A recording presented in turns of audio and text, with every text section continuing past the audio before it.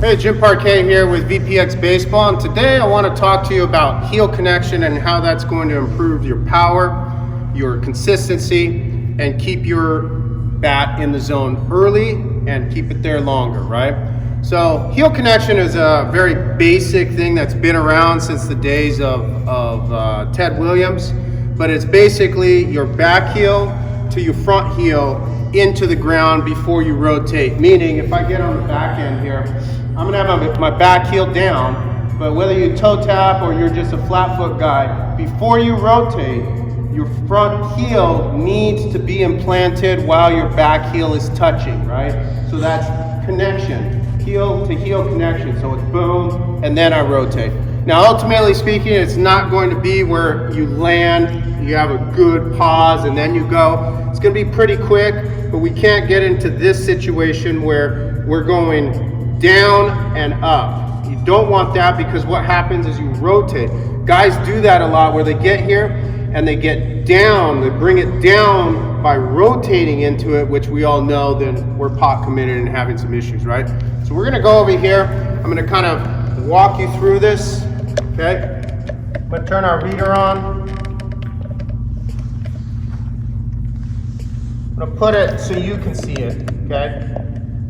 And what this reader is throwing out is the barrel velocity, not the handle, which is hand velocity, right? I want to see what my barrel's doing, not what my handle is doing or my hand speed. Barrel velocity will always be slower than hand speed, but at the end of the day, that's what hits the ball, right?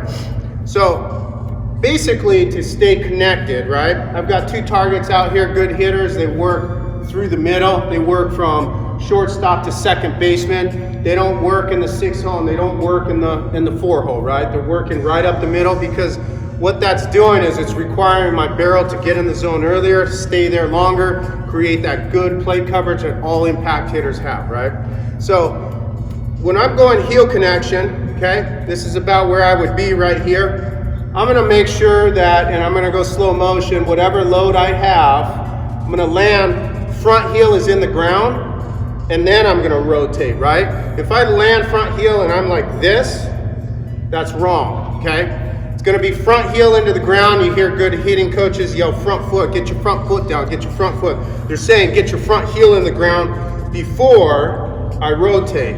So this would be correct, boom, watch my, right? Compared to this would be wrong, boom, I'm right here, okay? So I have kind of a medium stride. I'm gonna get here, I can push a little, right? I'm good, and then I swing, boom. It's right up the middle, good bat path, good bat plane. I'm creating good launch angle right there again, okay? Right here, land, I have my separation, my front heel's in the ground, my hips are still closed.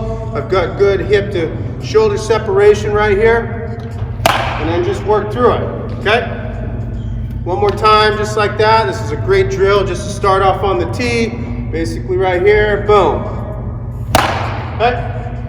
Now when I'm doing this, I also want to feel, or I'm going to show you anyhow, what's wrong. Toe tap guy, you can still toe tap, but what they do to get the front foot down a lot of times is they rotate to get it down. It's down, but there was no connection, because as soon as they rotate, the back heel will come up, right? So this is what it would look like. I land, I'm ready to go. I'm gonna rotate, my back heel comes up, my front heel comes down, and I get sideways, okay? Which basically is causing my barrel to get outside and around, cast, hips are already blown open, reduced plate coverage, too many issues. You just don't want to be that guy, right? Again, boom, rotate, off the end of the bat, okay? So if I do it right, I'm gonna land, front heel into the ground, boom. And you can see the readings are pretty good, right? About a 5-mile-an-hour barrel speed difference, right? Compared to land, rotate, okay? 57. See what I do right here. Land, boom, 62, right? So I'm trying to put in about the same amount. If I put it all together, it should go boom, right? That feels pretty good. That's right over the bag, basically, at second base, okay? The other thing, too, is making sure that I'm staying tall and I'm staying away from the pitch. We always talk about us hitters, you need to maintain your real estate, right? So maintain the real estate, get into your legs. You can have a little, but don't get into this. Don't be this guy when you're doing things, because if I'm that, then my front heel is not going to get in the ground. In order to get in the ground, I've got to stay stacked. Here, here, here, here, here, here. Staying stacked, okay? As soon as I become unstacked in any which way, that back heel is going to get off the ground. Again, staying stacked, okay? I hit that wrong, but it's still good wood, and that's what we're trying to accomplish, okay? Putting good wood into the ball. Right there, okay? Now, one more time, I really want you guys to see how to not be heel connected. It's going to look like this, fast motion. And you can see how the front foot is up, and then I rotate. You can see, obviously, the barrel speed is much less, right? And what they are teaching these days in youth baseball is obviously bring it back here, because they see all the big leaguers doing that, right? And if you're this guy, you can get to that because now you have the plate coverage. But when you're not connected, you have a small range here compared to when you have big connection, right? So here's my foot, okay? It's my back foot, same spot. There's gonna be heel connection. Can I get there? Can I still drive that pitch, right? Let's just see. Yeah, okay? That's basically a fly ball over the 6 hole, okay? So again, I'm gonna stay here. I'm gonna see if I can get there. Okay? Tried to pull it too much, pulled off, right? Not too good.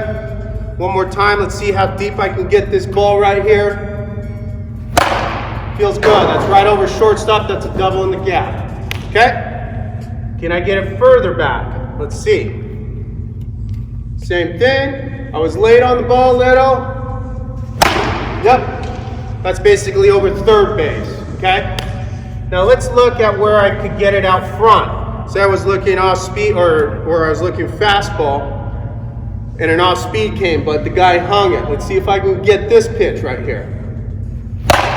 Very good. That's where I really feel good. I feel like I can barrel whip and barrel command right there.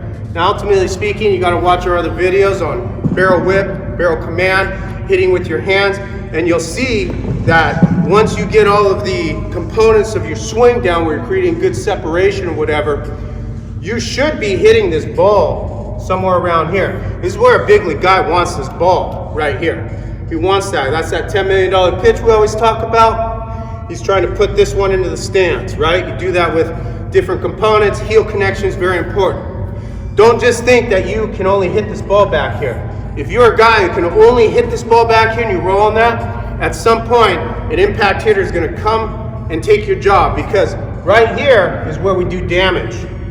Right here is where we play defensive baseball, or we loft the ball, or we really hit it where it's pitched too much, okay? Too much is the key word. Not all the time. We don't want to do that. We want to be able to do damage with this. You don't necessarily need to pull this, but if you have the properly optimized swing, like a big league guy would, there's no issue with pulling this ball, right? That baseball's pretty much pulled. Again, watch again. One more time. I'm going to show you. Basically, you can pull this ball and do damage with it. Right there. That's basically the second baseman. Okay? Now, when I get with my front foot and I'm having toe tap or I'm not connected, okay, I can hit that ball. I can hit that ball. But as you can see, I'm leading with my hips, and I'm getting this action, which is what you see all across Instagram, right there. People say, oh, that's a great swing. That is not a great swing. If this is your prime swing on the outside and you're blown open and you're trying to loft and guide or get it deep, and basically the only way is like this, it's because you haven't heel connected and really drive it. Because if you heel connect, then you can come through proper. If you don't, you're rotating, you're pot committed, dragging, on goes the story. So this is what it would look like. right? I have to guide it. Now, can you hit that way? Of course you can. But will you be successful when the ball gets harder and us pitchers start really hammering on it? It's going to be real tough, right? Most of you guys are probably going, you're a big league pitcher, you don't really know how to train hitting, and I have to laugh at you because my job and my paycheck and my longevity in the game depends specifically and potentially solely upon knowing hitting. I have to know hitters. I have to know them so well to the point that I need to know where I'm going to put this ball in the next frame, staying one step ahead of you, seeing and watching all of the little telltale signs of what you're trying to accomplish at the plate in order to make myself more successful, right? I train at the top levels of game hitting. I actually a lot of times train more hitting than I do pitching at the pro and major division, college Division I level. And the reason why is because I'm teaching hitting, not swinging, right? Hitting, not swinging. This guy right here who just does this, he's creating a swing to be successful on one dimension. Where are we going to go with the fastball in? We're going to go to a completely different swing because you can't hit like this.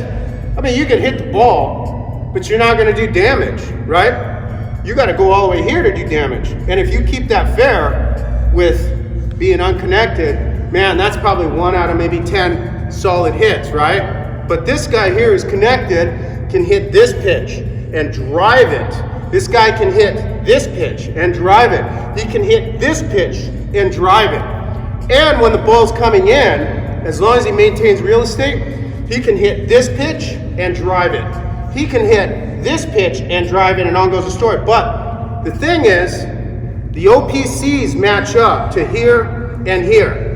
It's really small, about 20 degrees, maybe 30. But this guy who is just constantly working on this swing and keeping it deep, and he's not connected, he's got an OPC that is here for the outside, very small room for air, and then the inside. Now, do you want to be this hitter where your barrel has to travel that far? I mean, we're talking about 3 feet there. In baseball terms, that's like the Boston Marathon. You got no shot. You got no shot. Now, you do when the ball's like 55 miles an hour and you're playing in the senior league, or you're playing sole pitch softball, or you're playing little league or travel baseball where everything is just watered down and parents can pay to play. But when the game gets quicker, stronger, faster, and you got pitchers who can freaking do something and deal, what we say deal, you're going to have a lot more to do in order to hit this baseball and stay in the game, right? Compared to the guy who's got good heel connection and can do damage with that, okay? Check out our other videos. We got a ton of them here. This whole lesson plan is going to help you out. We got a full line of products to get you to the big leagues.